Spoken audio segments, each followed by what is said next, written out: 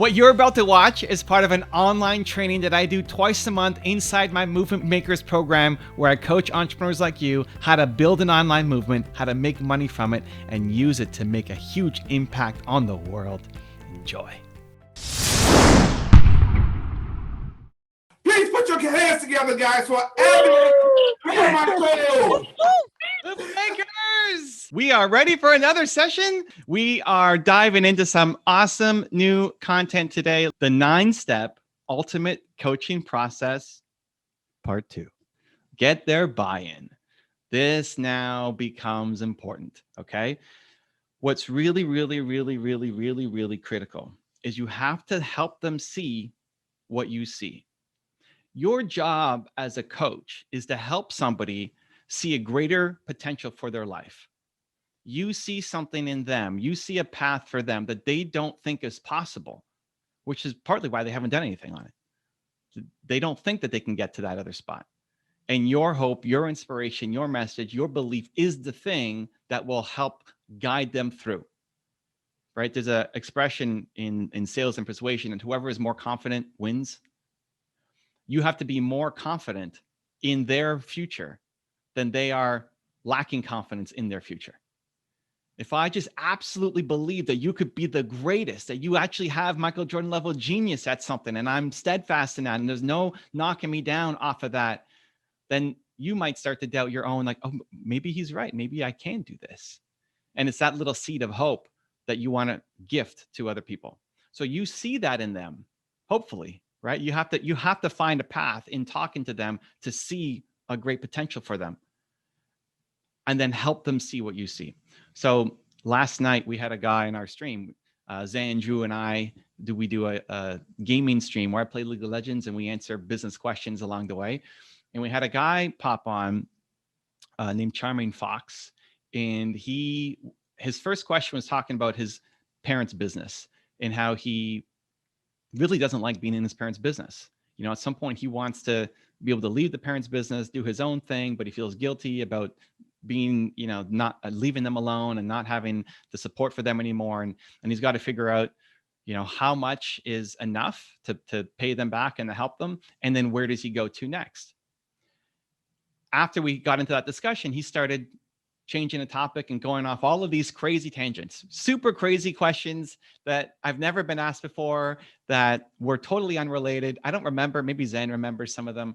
Some of them were crazy. Maybe Drew might remember some of them too. Just totally off the wall, crazy questions. And after the third or fourth one, we called him out and said, "Hey, Charming Fox, we could help you here, right? Like we could actually help you make a meaningful change in your life. You've got this issue in your family business that you want to get out and you don't know where you're going to go to next. And you're asking us about," Drew put in the chat, OnlyFans. He was asking about how does a man make it on OnlyFans, and how does, a bunch of unrelated questions to where he wants to go. Let's use this time to actually help you. And here's the path, is that you are a super creative person. I can tell, because of all of these creative ideas that you're coming up with, all these creative questions that you're popping into the stream just kind of to have fun, but you're distracted from the thing that actually matters. Is here, you got to fix this thing in your life. If you can use that creativity and point it in a powerful direction, you could be unstoppable. The problem is you're using your creativity to just run around in circles and avoid the thing that matters the most. So it's giving him the push. It's giving him exposing the truth. We're getting a little bit raw, but it's helping him see what I see. Is like, this is a creative genius. And he may not see that in himself. And so that's your job. Every time you've got somebody in front of you, and this doesn't just apply to coaching, this is being a parent, being a friend. You see something in somebody that they don't necessarily see in themselves. And even you just validating it and recognizing it is the thing that they can hold on to then give them the momentum to go actually make some kind of change in their life. So you have to help them see what you see. Otherwise, they won't listen to the advice. Like, okay, great strategy. Yep, check. But I can't do that. It worked for Zan, sure. It works for Evan, awesome. It works for Jennifer, fantastic. But nah, it won't work for me. You don't have their buy-in. Okay? Okay, next, this is important. Objections, excuses, and defensiveness. If you don't get to a point where they are giving you pushback, I don't think you've done a good enough job as a coach. I think you're on the wrong issue or you haven't gone deep enough. If they're coming on and they're talking to you and you're just saying the advice and they say, yep, great, okay, perfect, thank you. They're likely not going to do it and you haven't gone deep enough. You have to get to some point of objections, excuses, or defensiveness because that's the actual story that they're telling themselves. That's the actual reason why they're not taking action. They've had this goal for however many years and they haven't done anything on it because of this belief system that nobody has challenged them on in a loving way. So that's the job. You have to get to that point where it's raw. Now, some people will get emotional. Like, this woman, we did an IG live together and she started crying. Everybody has their own patterns. Zan will debate you. Zan won't cry usually on stream, but he'll debate you. He'll say, but what about this? And what about this? And what about this? It's like, okay, great. I'm on the right issue. If I can get Zan into debate mode, it's like, okay, we're touching something good. We're about to make a breakthrough, right? So everybody will have their own emotional response, but it's still around excuses, defensiveness, and objections. And you have to be able to touch it. And a lot of coaches here, then they back off. Like, oh, I didn't mean that. Like, no. Like it's on the other side of that objection that you actually make the breakthrough for them. So them getting defensive is not, they may even say hurtful things to you. Just let it bounce. It's not about you. This is how they react when they're being poked. Like you've hit a raw nerve. This is great. You might be the only person who has the patience, the love, the understanding to sit with them, to help them and coach them to get through the other side. The other thing here is make sure you don't go down paths that don't serve them. So you've got this direction of where you want to take people. When people get to defensive mode, they pull up all sorts of different examples. They're trying to find, a reason why your plan isn't going to work. Sometimes it's worth addressing those if it gets you to where you need to go, but a lot of times it's just a distraction. Like Charming Fox last night, who's talking about how do I make a business as a man on OnlyFans? It's like, that's not the question that actually matters. So we could spend an hour talking about that, but it actually doesn't solve the problem that he's got. And this is classic when you've hit on a point of being a raw nerve. A classic objection, excuse, or defensiveness is to distract, to take the conversation somewhere else, because this is too touchy to talk about. And he later admitted, I usually don't like to think about this or talk about this. Like, but this is the only thing that matters, Charming Fox. This is where your creativity needs to go. And so we can easily get sidetracked, and you have to watch out as a coach not to let that happen, because what they say as an example may have tons of flaws in it, tons of holes. And there's a tendency to want to jump on those and say, no, you haven't thought that out and address this distraction problem. Don't even talk about it. I don't want to focus there. We're focused on this. We're focused on you getting out of your family business, or you figuring out what your passion is, or you, like, whatever this challenge is in front of you. That's what we need to solve. And so it's not just okay. It should be standard that you get some kind of objection, excuses, defensiveness, distraction, change the topic, move somewhere else. And everybody else in their life, they've not manipulated, but found their way to, okay, I'm being hit with a raw nerve, so I'm going to distract, or I'm going to tell a joke, or I'm going to do something that, and it works for them, so that they don't have to come back to the raw issue.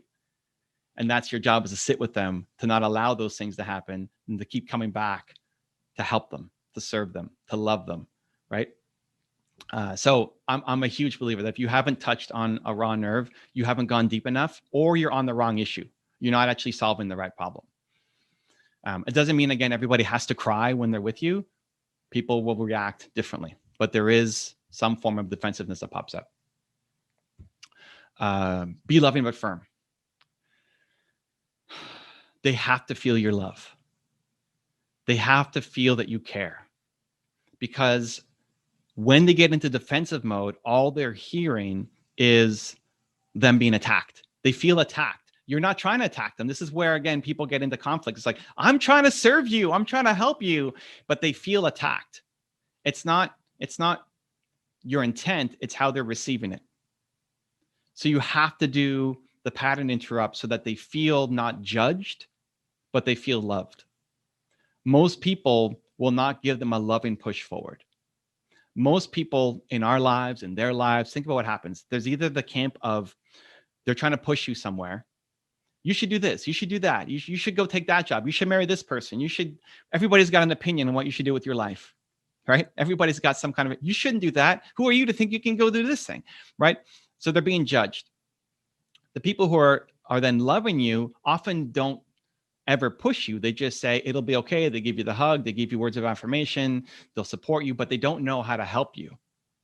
And again, listen alone is value, but what you want to do is combine it. You're giving a loving push forward.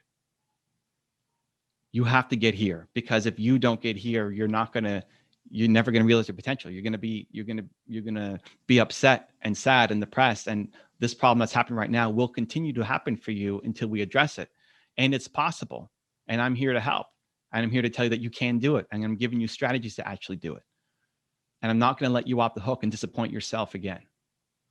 Right? When I talked about wearing their skin, the idea is you become the best version of themselves. When I talked to Zan, we came up with Zan 2025. So when I'm talking to Zan in 2021, I just become Zan 2025. I'm not even me anymore. I am future you. Like, what would Zan 2025 tell Zan 2021? And that's the message that I try to share. The loving push forward. One thing that's super weird that may fit or may not is I'll say I love you a lot in coaching sessions. I'm going hard. I'm pushing them forward. I'm helping them realize where they need to go. And when they get defensive, say, I love you. It throws them off because they feel they're getting attacked. But now they're feeling the love, and it's the pattern interrupt, right? Now, only do it if it's genuine. When I say it, it's genuine. It's like, I have so much love for this person. Even if I've just met you, it's like, I see so much potential, so much love inside you, such a gift. It needs to come out. It needs to happen. And so that's a genuine thing that I say that's actually helped out a lot in coaching sessions. If you can, I know love is a weird word, and especially guys have a hard time saying, I love you. But if you can say that, or say some kind of compliment to, again, help them feel loved, even if you don't want to say love, that in the midst of them feeling, they've been hiding this wound for their entire life, but it's still there because they're itching it and scratching it. They're hiding. They don't want anybody to see it. And then now you've exposed it. They feel extra weak and extra insecure. And then you saying that you love them, or you saying how beautiful it is, or you saying where they could go. Like, again, just the feeling.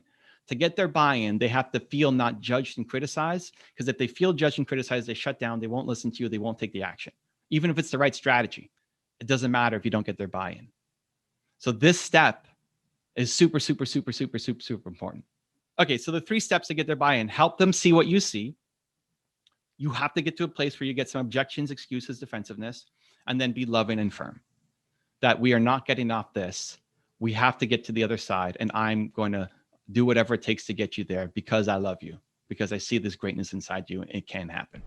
If you want to watch the full version of this video, as well as train live with me twice a month to help you build your movement and be around some other amazing people just like you, check out my Movement Makers program. The link to join is right there next to me.